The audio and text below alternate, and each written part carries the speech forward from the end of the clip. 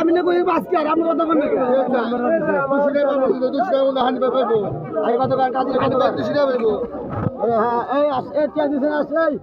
200 টাকা দেয়